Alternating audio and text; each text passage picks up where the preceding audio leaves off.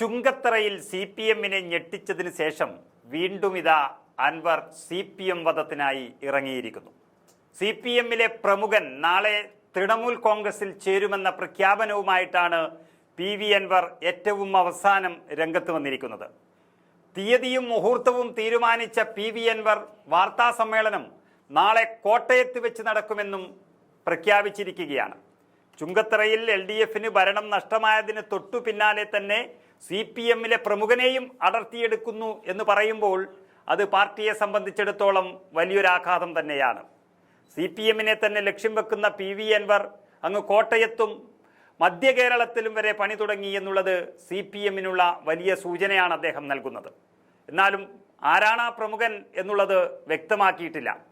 UDF കൊണ്ടുവന്ന അവിശ്വാസ പ്രമേയം പാസ്സായതോടെയാണ് LDF-ന് ചുങ്കത്തറയിൽ ഭരണം നഷ്ടമായത്. 9-നെതിരെ 11 വോട്ടുകൾക്കാണ് ആ പ്രസിഡന്റിനെതിരായ അവിശ്വാസ പ്രമേയം അൻവറിന്റെ സഹായത്തോടുകൂടി UDF പാസാക്കിയെടുത്തത്. അതുകൊണ്ട് തന്നെ UDF-ലേക്കുള്ള വഴി PV അൻവറിന് തെളിഞ്ഞിരിക്കുകയാണ്. PV അൻവർ UDF-ന്റെ ഭാഗമായതിന് തുല്യമാണ് ഇന്ന് മലപ്പുറം ജില്ലയിലെ പ്രത്യേകിച്ച് നിലമ്പൂരിൽ നടന്ന പ്രതിഷേധങ്ങൾ എല്ലാം സൂചിപ്പിക്കുന്നത്. അതിനി വരും ദിവസങ്ങളിൽ നിലമ്പൂർ ഉപതെരഞ്ഞെടുപ്പ് പ്രഖ്യാപിക്കാനിരിക്കുകയാണ്. പ്രധാനപ്പെട്ട ഒരു പഞ്ചായത്താണ് നിലമ്പൂർ നിയമസഭാ മണ്ഡലത്തിനുള്ളിൽ വെച്ച് CPM-ന് നഷ്ടപ്പെട്ടിരിക്കുന്നത്. ആ പഞ്ചായത്തിലെ ഭരണം പോയതും MLA LDF പാളയത്തിൽ നിന്ന് പോകും എന്നുള്ളതിൻ്റെ ഒരു സൂചനയാണ് ഇപ്പോൾ പുറത്തു വന്നിരിക്കുന്നത്.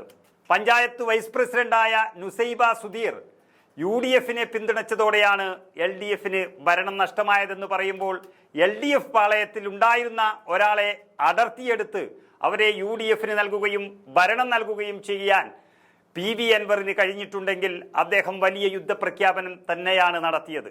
അതിൻ്റെ ബാക്കി പത്രം എന്നുള്ള നിലയിലാണ് ഇതിപ്പോൾ ഒരു പ്രഖ്യാപനം നടത്തിയിരിക്കുന്നത്.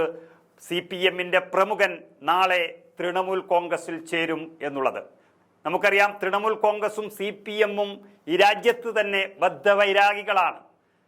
ബംഗാളിൽ 34 വർഷത്തോളം ഭരിച്ച CPM-നെ അവിടെ ഇല്ലാതാക്കി വിട്ടത് തൃണമൂൽ കോൺഗ്രസ്സാണ്, മമതാ ബാനർജിയാണ്. ആ ഗതിയിലേക്ക് തന്നെ കേരളത്തിലെ CPM-നെയും PV അൻവർ കൊണ്ടുപോകുന്നു എന്നുള്ളതിൻ്റെ സൂചന കൂടിയാണ് അദ്ദേഹം CPM പ്രമുഖനെ അടർത്തിയെടുക്കുന്നതോടുകൂടി നൽകിയിരിക്കുന്നത്.